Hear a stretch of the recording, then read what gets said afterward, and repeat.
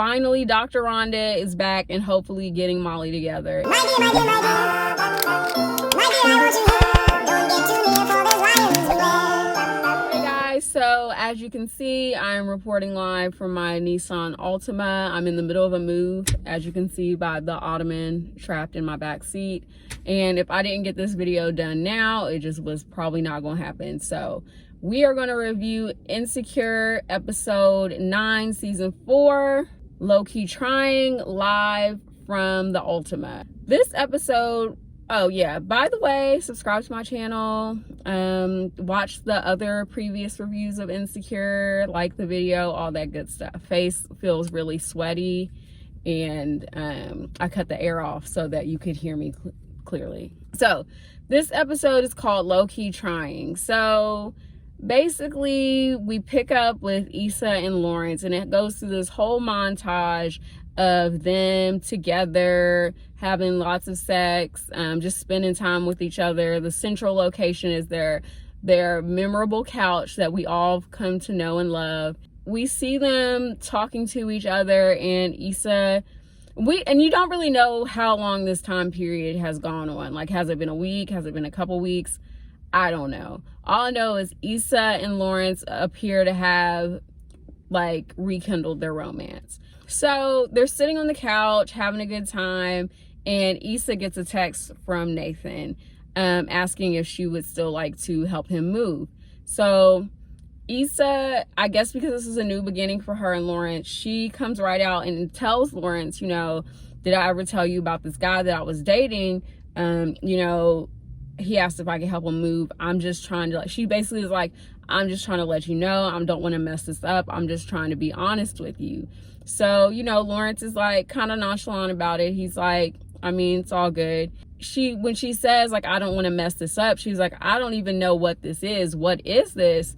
And she asked him, like, you know, do you have any loose things you need to tie up? And he instantly is like, are you asking me about Condola? And he's like, well, shit, since you brought her up, yeah. So Lawrence just gave a very brief answer. He just said, we talked about it and we're done, and that was it. Now, do I think Condola is done? No, I don't. I don't think Condola is done. And my only theory supporting that is like, they really just introduced her for no reason. It was kind of like anticlimactic, but whatever. So he says that he's done with Condola.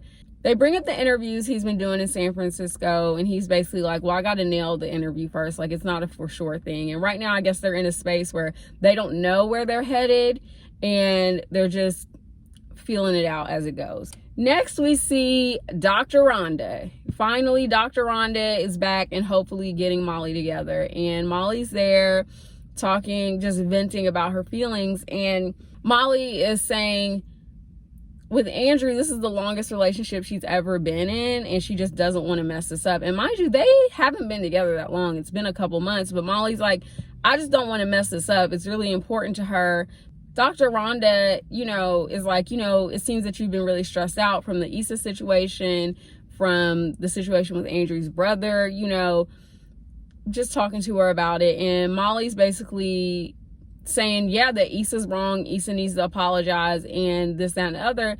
And Dr. Rhonda's like, okay, is there anything in that situation you feel like you could have done better? And Molly's like, nope, it's all Issa. It's all Issa. And even when she talked to her about Victor, she was like, nope, Victor's wrong. I don't want to have anything to do with him.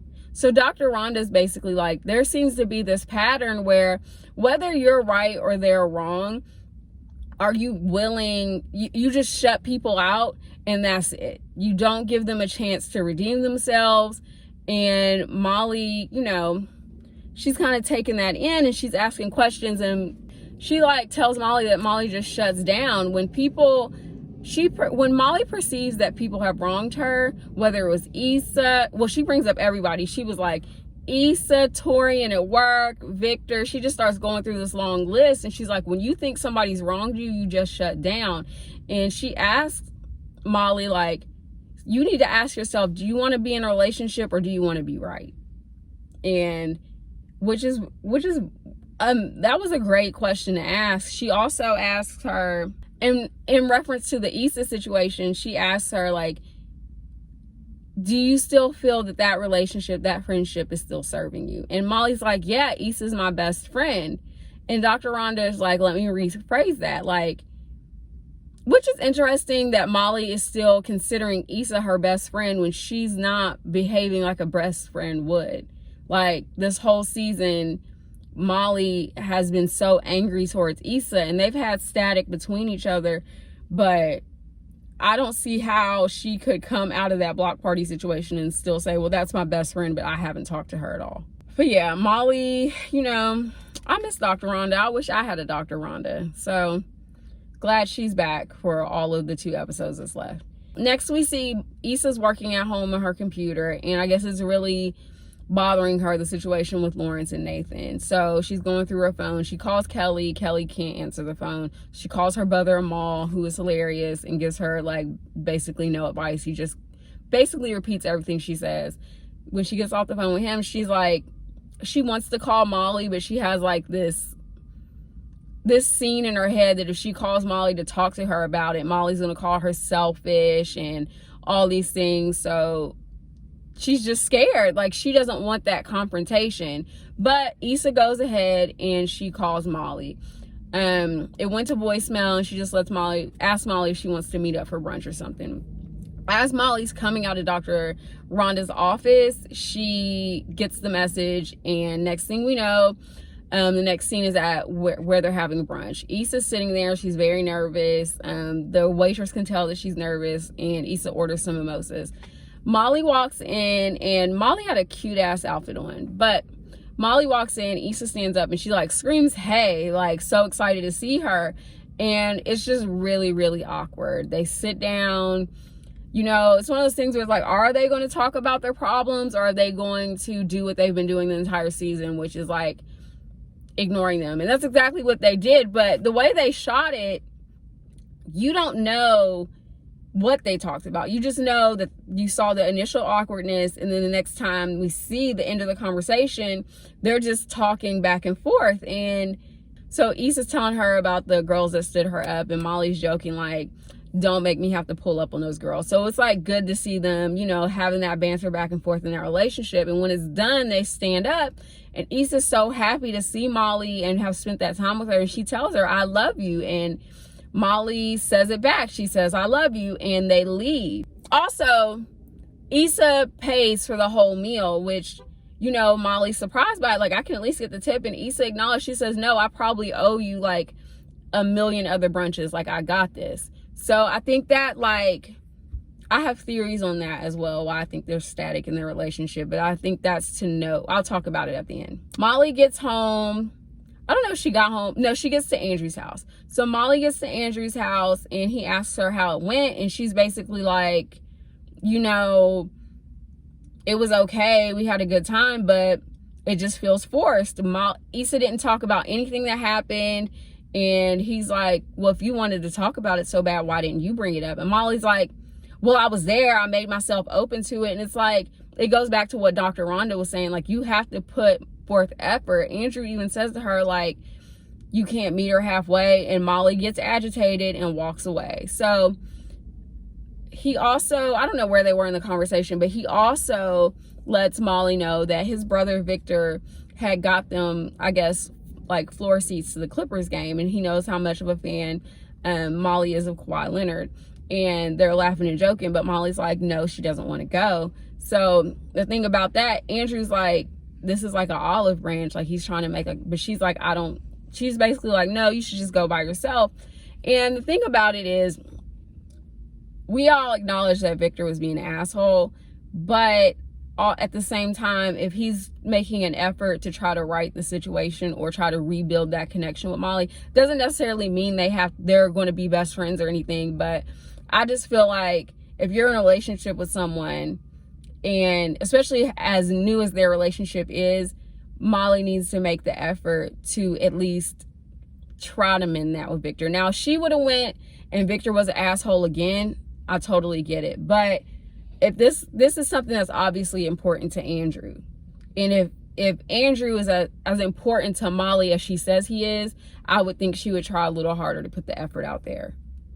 So next we see Issa. She's with her intern, who's like hilarious, and they're just leaving like a cycling place. And I guess Issa is like organizing her next event, which is going to be like a wellness pop-up. And so she gets in her car. I don't know if she called him or he called her, but either way, she's on the phone with Lawrence, and he's in San Francisco. He had a really good interview. You know, they had a really cute like back and forth banter. She lets him know that like she met up with Molly, and Issa's perception of the situation is completely different from what Molly's was. She's like, it felt so good to see her. And, you know, I'm noticing like just patterns within their personalities, because Issa's the type of person that I can tell she doesn't like confrontation. She would rather hold on to something or be uncomfortable, or she'd rather let something go or be uncomfortable in a situation than to have a confrontation. So whereas Molly is all about the confrontation, she's going to hold on and hold a grudge. So it's almost like, I guess if their personalities are evolved, they could balance each other out. But in this scenario, obviously the negative aspects of those traits are coming out. So it's almost like Issa doesn't see the reality or the fact that Molly's not feeling the same way about her. But at the same time, why would she? Because Molly didn't bring it up, and Molly told her she loved her too. So Issa tells Lawrence, like, you know, after a couple more self-care Sundays, you know, we're going to be back to where we're supposed to be. And Lawrence is like, well, maybe y'all just needed a break from each other to reconnect and come back together, which, you know, is basically what happened with Lawrence and Issa. Next, we see Issa go to Nathan's new apartment. She's really nervous about it and awkward because Issa's not trying to mess up what she has going with Lawrence, but she also was going to help Nathan out because her and Nathan have built a friendship, and Nathan helped her with the block party. So she gets in there. You can tell she's being distant, but he's like trying to be all up on her. And eventually Issa tells him like, this is like, I feel like I need to tell you, I've reconnected with my ex or whatever. And Nathan gets so salty. He gets so salty about it. He starts saying shit like, I thought you was off that shit. Like, I hope he has his shit together this time. And you can tell like he just keeps going. Nathan says, which is a word my mom says, sometimey, but he was like, he just seems like he's sometimey. And finally Issa's like, I mean, well, at least he's an adult and he can use his words and doesn't just disappear. So then we all know that there was like mental health issues as to why Nathan ghosted or whatever. But I guess he finally tells Issa, well, I found out I was bipolar and that's why I went back to Houston. And he opens up about it. And the thing about it is, I'm glad they had that moment, but that didn't excuse him being bipolar. Didn't really have anything to do with him being an asshole like 5 seconds earlier. He was just hurt. He was hurt that obviously he wants something with Issa and now she's back with her ex. And I understand that that's complicated, but he was being a dick. He was being an asshole. And instantly, by telling her about the bipolar issue, she felt guilty for standing up for herself. And I just feel like she shouldn't feel bad. She should not have felt bad.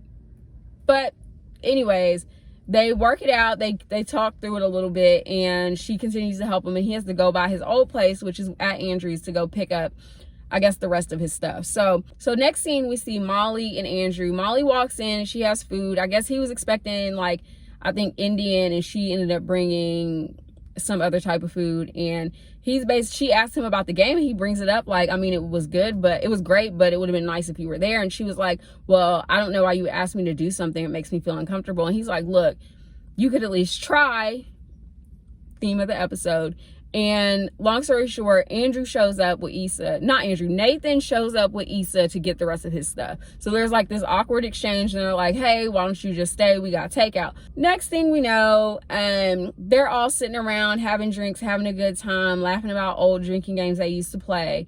And there's like a break in all of this, and Molly texts Andrew, or she thought she was texting Andrew. What actually happened was she texted Issa on accident, and she said, see, I'm trying with her or something like that. So Issa texts her back like, I don't think that was meant for me. And she's like, look, I'm about to leave. So Issa goes outside, and Molly obviously is like, oh shit, I just sent that to Issa. And she chases her out the door, like, and she says to her, I'm sorry that you saw that. And Issa's like, yeah. She says something like, that wasn't meant for you. And she was like, yeah, obviously. And she's like, look, this just all seems really forced. Like, we have bigger issues that we need to talk about, and we haven't. And Issa's like, well, I didn't know you wanted to talk about those things. You didn't say that you wanted to. And Molly says to her, well, maybe the person you are now and the person I am just doesn't fit anymore. And it really hurts Issa's feelings, but Issa just pauses and says, okay. And in that moment, instantly Molly's like, okay. And it's like, what did you expect her to say? What did you expect her to say to her, like, to you? Like, that's really manipulative when people will tell you to leave, and then when you leave, be like, but you're not going to stay? No, I'm not going to stay. I'm not going to stay anywhere I'm not wanted. And I just feel like, I don't know what it's going to take for Molly to wake up. I honestly think it's going to take Andrew leaving her for her to see that she's not right all the time. And that she's just so rigid, and just that she just doesn't, this season is not showing any of Molly's redeemable qualities at all. But the episode ends with Issa getting in the car now and leaving Molly there to just sit and think about what she's done. I liked the episode. I just feel like there were so many moving parts, and I'm like, okay, well, what's gonna happen with this, and what's gonna happen with this, and what's gonna happen with this, because we only got one episode left. And from the preview of the next episode, I have no idea what the next one's about to be about. I just don't know what the next episode is about to be about, and how it's the finale. I don't want her to mess up things with Lawrence, but at the same time, I don't really want Issa to be with Nathan. I think they do have good chemistry, but I think Issa is better with Lawrence. I don't think Condola is done. I don't know why I have this personal vendetta against Condola. I just do. Molly, Andrew needs to they don't fit.